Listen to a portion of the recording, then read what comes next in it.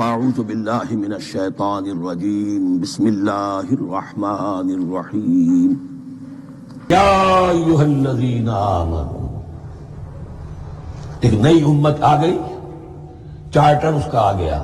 کیوں بنایا گیا تمہیں؟ لتکونوا شہداء علی الناس ویکون الرسول علیکم شہیدا، تم اب لنک ہو ہمیشہ ہمیشہ کے لیے محمد اور پوری نوع انسانی کے درمیان۔ اسی لیے وہ حدیث بھی تو ہے جو علماء حق ہوتے ہیں ان کے بارے میں فرمایا، علماء امتی کا انبیاء بنی اسرائیل، میری امت کے علماء کا مقام وہی ہے جو بنی اسرائیل کے علماء کا۔ اس لیے کہ اب نبوت تو ختم ہو گئی محمد پر صلی اللہ علیہ وسلم، لیکن یہ کتاب تو ہے، اس کا پہنچانا تو ہے، اس کو عام تو کرنا ہے، حجت تو قائم کرنی ہے، اور صرف تبلیغ سے نہیں عمل کر کے دکھانا ہے، وہ نظام قائم کر کے دکھانا ہے جو محمد عربی نے قائم کیا صلی اللہ علیہ وسلم، تب حجت قائم ہوگی۔ اس کے لیے تمہیں قربانیاں دینی ہوں گی، مشکلیں جھیلنی ہوں گی، جان و مال کا نقصان برداشت کرنا ہوگا، آرام سے گھر بیٹھے ٹھنڈے پیٹوں کفر جگہ نہیں چھوڑ دے گا اور حق نہیں آ جائے گا۔ کفر کو ہٹانے کے لیے اور باطل کو ختم کرنے کے لیے اور حق کو قائم کرنے کے لیے تن من دھن تمہیں لگانے ہوں گے۔ اب دیکھیے وہ قول آ رہی ہے، یا ایھا الذین آمنوا استعینوا بالصبر والصلاۃ۔ یہی وہ الفاظ تھے کہ وہ جو 7 آیتیں تھیں جن کو میں نے کہا تھا خطاب میں بنی اسرائیل میں وہ مبنزلہ فاتحہ ہیں، ان میں الفاظ آئے تھے وَاسْتَعِینُوا بِالصَّبْرِ وَالصَّلَاةِ وَإِنَّهَا لَكَبِیرَةٌ إِلَّا عَلَى الْخَاشِعِینَ الَّذِینَ يَظُنُّونَ أَنَّهُم مُّلَاقُو رَبِّهِمْ وَأَنَّهُمْ إِلَیہِ رَاجِعُونَ۔ اب وہی خطاب یہاں ہو رہا ہے، یا ایھا الذین آمنوا استعینوا بالصبر والصلاۃ، میں بیان وہاں کر چکا ہوں، ان اللہ مع الصابرین، جان لو کہ اللہ صبر کرنے والوں کے ساتھ ہے۔ اس بیعت سے کیا مراد ہے؟ ایک بات تو متفق علیہ، اللہ کی مدد، اللہ کی تائید، اللہ کی نصرت ان کے شامل حال ہے۔ باقی یہ کہ اللہ تعالیٰ جہاں کہیں بھی ہم ہیں ہمارے ساتھ ہے، کس طرح ہے یہ ہم نہیں جانتے، لیکن یہ فرمایا اس نے کہ میں تو تمہاری درجہ جان سے بھی زیادہ قریب ہوں۔ وَلَا تَقُولُوا لِمَن يُقْتَلُ فِي سَبِيلِ اللَّهِ أَمْوَاتٌ، اب پہلے ہی قدم پر قتل کی بات آ گئی۔ شرط اول قدم این است کہ مجنون باشی، پہلا قدم یہ ہے، جانے دینے کے لیے تیار ہو جاؤ۔ وَلَا تَقُولُوا لِمَن يُقْتَلُ فِي سَبِيلِ اللَّهِ أَمْوَاتٌ، مت کہو ان کو کہ جو اللہ کی راہ میں قتل ہو جائیں مردہ، وہ مردہ نہیں ہے، بل احیاء، وہ زندہ ہے، وَلَٰكِن لَا تَشْعُرُونَ، لیکن تمہیں اس کا شعور نہیں ہے۔ شہداء جو اللہ کی راہ میں قتل ہو جائیں ان کے لیے یوم آخر تک کا انتظار نہیں ہے، ان کی براہ راست جنت میں داخلہ ملتا ہے۔ قیل ادخل الجنہ قال یا لیت قومی یعلمون بما غفر لی ربی وجعلنی من المکرمین، وہاں تاخیر نہیں ہے، لہذا وہ تو زندہ ہے۔ یہی مضمون پھر آئے گا سورہ آل عمران میں اور زیادہ نکھر کر، وَلَنَبْلُوَنَّكُمْ بِشَيْءٍ مِّنَ الْخَوْفِ وَالْجُوعِ۔ اب یہ ہے کہ پہلے سے دکھا دیا، اللہ تعالیٰ دھوکہ نہیں دینا چاہتا۔ دیکھ لو جس راہ میں قدم رکھا ہے اب آزمائشیں آئیں گی، تکلیفیں آئیں گی، رشتہ دار ناراض ہوں گے، بیوی شوہر سے لڑے گی، شوہر بیوی سے لڑے گا، اولاد والدین سے جدا ہوگی، یہ سب کچھ ہوگا، فساد ہوگا، فتور ہوگا، تصادم ہوگا، جان و مال کا نقصان ہوگا۔ وَلَنَبْلُوَنَّكُمْ، ہم لازماً آزمائیں گے تمہیں، بِشَيْءٍ مِّنَ الْخَوْفِ، خوف کی کیفیت سے، وَالْجُوعِ، بھوک، فاقے، کیسے کیسے فاقے آئے ہیں، کیا ہوا ہے غزوہ احزاب میں، کیا ہوا ہے جو اس سے بعد جو جیش العسرہ ہے، تبوک کی جنگ ہے، وَنَقْصٍ مِّنَ الْأَمْوَالِ وَالْأَنفُسِ وَالثَّمَرَاتِ، اور نقصانات ہوں گے مالی بھی جانی بھی، اور ثمرات۔ اب ثمرات یہاں 2 معنی دے رہا ہے، کیونکہ مدینے والوں کی جو تھی اصل جو ان کی معیشت تھی وہ زرعی تھی، پھل، خاص طور پر کھجور، یہ ان کی پیداوار تھی، جسے آج کل آپ کہتے ہیں کیش کراپ جو ہے ان کی، وہ یہ تھی۔ اب ایسا بھی ہوگا کہ فصل تیار کھڑی ہے، اگر اسے اتارا نہ کھجور سے تو ضائع ہو جائے گی، اور ادھر سے تبوک کا حکم آ گیا نکلو اللہ کی راہ، یہ ساری فصل ضائع ہو جائے گی۔ امتحان ہو گیا کہ نہیں؟ اور اس کے علاوہ ایک اور ہے اس کا مفہوم، انسان کچھ بہت محنت کرتا ہے، جد و جہد کرتا ہے، کیریئر بناتا ہے، اپنا ایک مقام بنا لیتا ہے اس کیریئر میں، اس پروفیشن میں، اس راستے پر آتا ہے تو کچھ اور ہی شکل اختیار کرنی پڑتی ہے۔ وہ تجارت کے زمانے میں جو محنت کی تھی، وہ کیریئر کو جمانے میں جو محنت کی تھی، وہ سارا کا سارا معاملہ جو ہے وہ کھو کر پھر اس وادی میں آنا پڑتا ہے۔ وَلَنَبْلُوَنَّكُمْ، یہ بھی ثمرات ہیں نا، محنت کے ثمرات. وَلَنَبْلُوَنَّكُمْ بِشَيْءٍ مِّنَ الْخَوْفِ وَالْجُوعِ وَنَقْصٍ مِّنَ الْأَمْوَالِ وَالْأَنفُسِ وَالثَّمَرَاتِ وَبَشِّرِ الصَّابِرِينَ. اور اے نبی بشارت دیجئے صابروں کو، صبر کرنے والوں کو. یہ کون ہے؟ الذین اذا اصابتهم مصیبۃ، وہ لوگ کہ جن کو جب بھی کوئی مصیبت آئے قالوا انا للہ وانا الیہ راجعون، وہ کہتے ہیں ہم اللہ ہی کے تو ہیں، اللہ ہی کی طرف ہمیں لوٹ جانا ہے. کل بھی جانا تھا، آج چلے جائیں، حاضر ہیں جتنی جلدی بلائیں. نشان مرد مومن باتوں کو اب جو مرگ آیا تبسم پر لگے اس.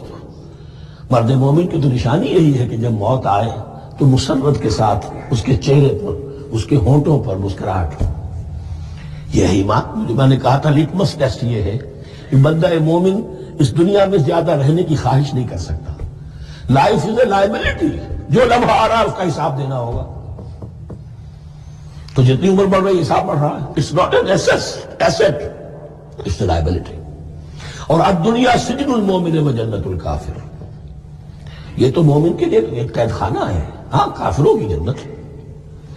وَبَشِّرِ الصَّابِرِينَ الَّذِينَ إِذَا أَصَابَتْهُمْ مُصِيبَةٌ قَالُوا إِنَّا لِلَّهِ وَإِنَّا إِلَيْهِ رَاجِعُونَ أُولَٰئِكَ عَلَيْهِمْ صَلَوَاتٌ مِّن رَّبِّهِمْ وَرَحْمَةٌ.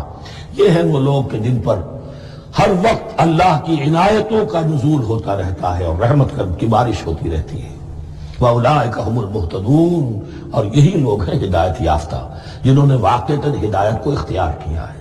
اور جو ایسے مرحلے پر چھٹک کر کھڑے رہ جائیں، پیچھے رہ جائیں، پیچھے بیٹھ جائیں، پیٹھ موڑ لیں، وہ گویا کہ ختم ہوا ان کا معاملہ.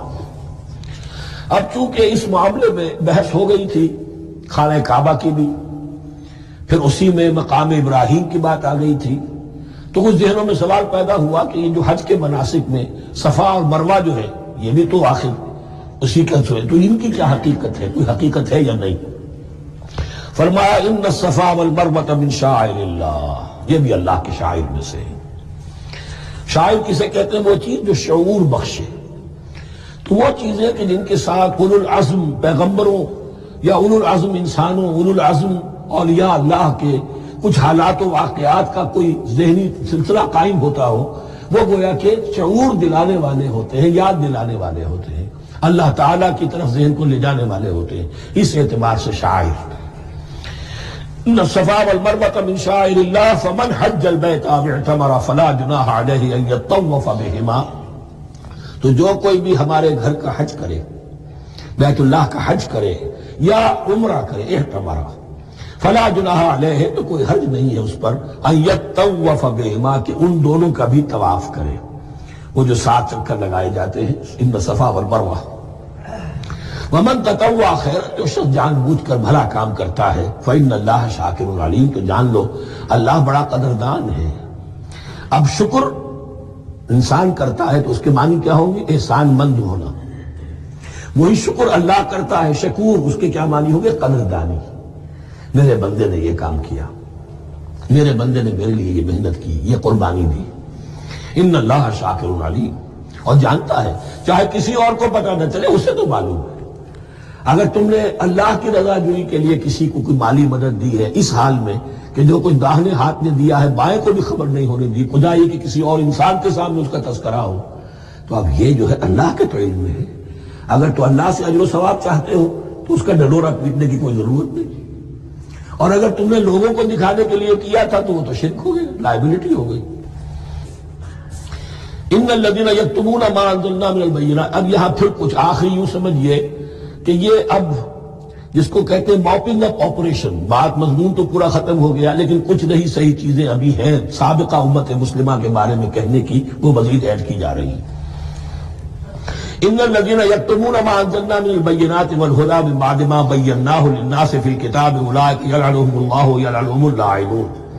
یقیناً وہ لوگ جو چھپاتے ہیں اس شے کو جو ہم نے نازل کی ہے بینات میں سے اور ہدایت میں سے، اس کے بعد کہ ہم نے ان کو واضح کر دیا ہے لوگوں کے لیے کتاب میں، وہ لوگ ہیں کہ جن پر لعنت کرتا ہے اللہ، اور لعنت کرنے والے ہیں، کرتے ہیں تمام لعنت کرنے والے.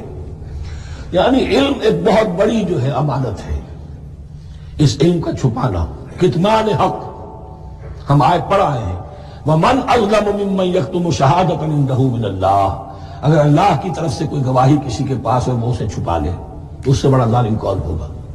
اب انہی کی وضاحت ہو رہی ہے کیسی کیسی کھلی شہادتیں تورات اور انجیل میں تھیں اور ان کو یہ چھپائے پھر رہے ہیں۔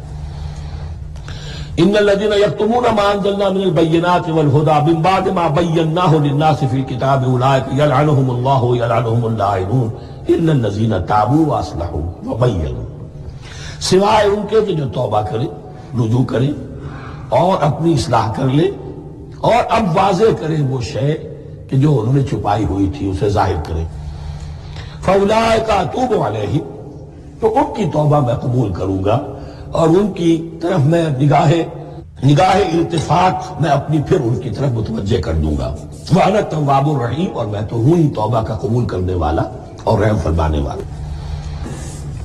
إِنَّ الَّذِينَ كَفَرُوا وَمَاتُوا وَهُمْ كُفَّارٌ، یقیناً جن لوگوں نے کفر کیا اور وہ مرے اسی حال میں کہ کفر پر قائم تھے، أُولَٰئِكَ عَلَيْهِمْ لَعْنَةُ اللَّهِ وَالْمَلَائِكَةِ وَالنَّاسِ أَجْمَعِينَ، ان پر تو لعنت ہے اللہ کی بھی اور فرشتوں کی بھی اور تمام انسانوں کی بھی۔